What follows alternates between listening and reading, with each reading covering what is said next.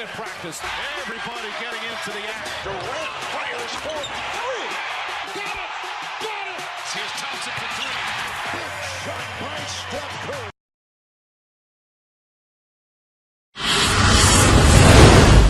Well, I think he's close right now. You know, I would say if this was a playoff game, he would probably play. But, you know, I just think you want to err on the side of caution. And he feels pretty good going out there when he went through his routine, but don't think he's quite there, you know. Caution carries the day for the Pelicans, and Anthony Davis can't play, that is, tonight against the Washington Wizards. Hi, everybody. It's the Auto Trader pregame here for a Friday night. Good to have you along with us. I'm Matt Weiner. Here's the czar, Mike Fratello, and making his NBA TV debut tonight right here in studio, 11-year NBA veteran Ryan Hollins, who, by my count, is joining his 10th NBA team, if you count us as a team. I'll take it. Coach, I'll play for you any day. You know that. We'd love to have you. I wish I had a job. We'd go together. How about that one? Make it We'll a roll package out. deal. 3-on-3, man, right now. We got our team. Wish we could have given you Anthony Davis tonight. Oh, yeah. You know, you expected Anthony Davis to miss time. Me and Coach Fratello talked about this earlier. Anthony Davis missing is the biggest problem is you have no DeMarcus Cousins.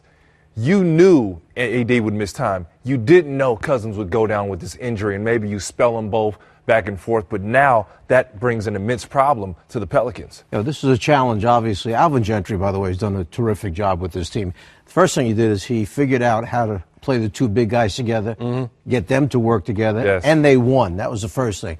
Now, this will be the first time this season that they've played without both of their big men. Somebody's got to step up. All right, well, that's where we'll begin in the Big Easy. Game one of the doubleheader, the Wizards and the Pelicans. Washington needed overtime to beat Miami on Tuesday.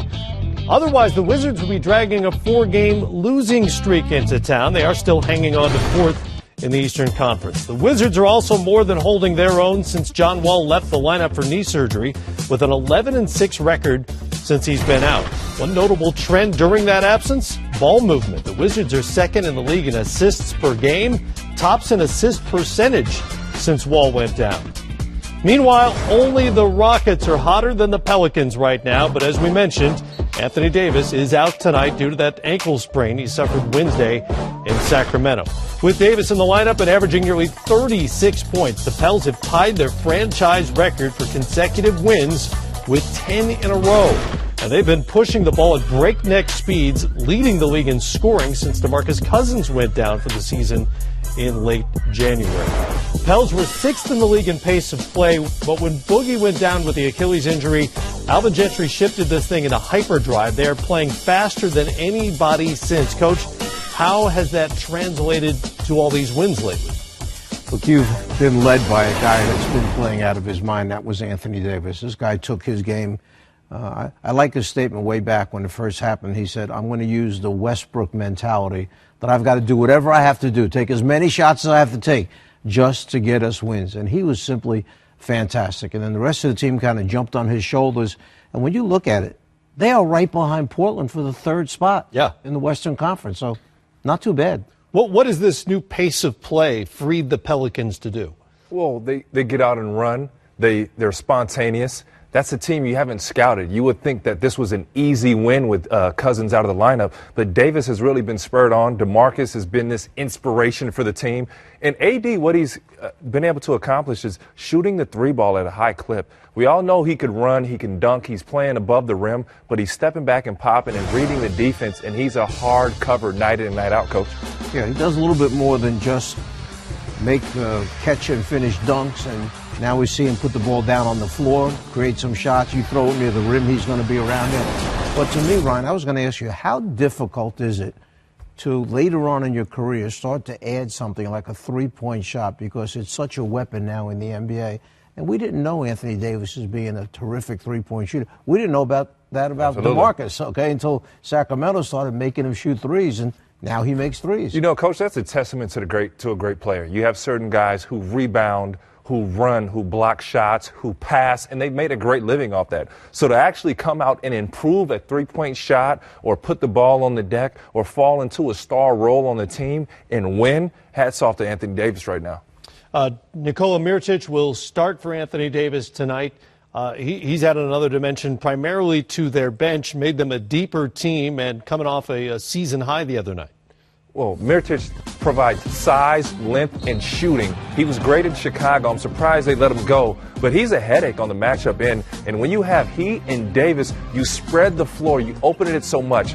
Brian Anderson was incredibly dangerous with Anthony Davis because you had to tag his role. You had to pick your poison. So Nikola Mirotic has been able to step into that Ryan Anderson-like role for the Pelicans and having a lot of success. Rebounding the ball well as well. He had a season-high 26 Wednesday night in Sacramento. Coach Drew Holiday, another former All-Star, has been very good during this streak. 25 points, 8.5 assists. He had 17 assists the other night. How has he helped fill the void left behind by Cousins? I'm not sure I knew how good a shooter this guy can be at certain times, and he certainly has impressed me because you leave him open. We see him here creating shots for himself, but he has been terrific at finding those openings, stepping in, a little catch-and-shoot action. This stuff creates offensive rebounds. When he's driving, pulling 2 or 3 defenders and misses, now you've got other guys going all over the offensive boards. And to answer that question about Mirotic, where he added that depth to their bench, sometimes a coach has to cut his rotation down. So if Mirotic moves up, there's not anybody else around he can find that he thinks can do the job. Thibodeau last night played 8 guys in a game he thought that they had to win at home. Didn't work out that way. By the way, starting at center tonight, as he has for the last couple of weeks for the Pelicans, Emeka Okafor back in the NBA after a 4-year absence. He had a herniated disc in his neck. Took him 4 years away from the NBA to make his way back on a 10-day contract. He's now starting for the Pelicans. Unbelievable story. What's he giving them right now? You know, that's my veteran from all the way back with the Charlotte Bobcats. And one thing Emeka Okafor is, he's one of the most disciplined athletes I've ever been around. I'm talking nutrition, I'm talking weight-wise, and he knows his role. He rebounds, he blocks shots. It looks a little unorthodox, but he's very athletic, strong body, knows how to get it done. I mean, Coach, a guy takes off 4 years and comes back looking amazing as Emeka's doing right now. At 35. Yes. I'm really happy for him because I don't think he ever achieved close to what people thought he was going to be when he came to the NBA. Kind of left with a bad taste in his mouth because I think he felt he could do more or give more.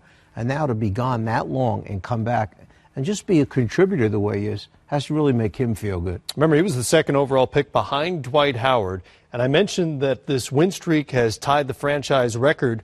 Okafor was on that team in 2011 in New Orleans when they set that record, and in his return so far, he hasn't lost 10-0 as a New Orleans Pelican.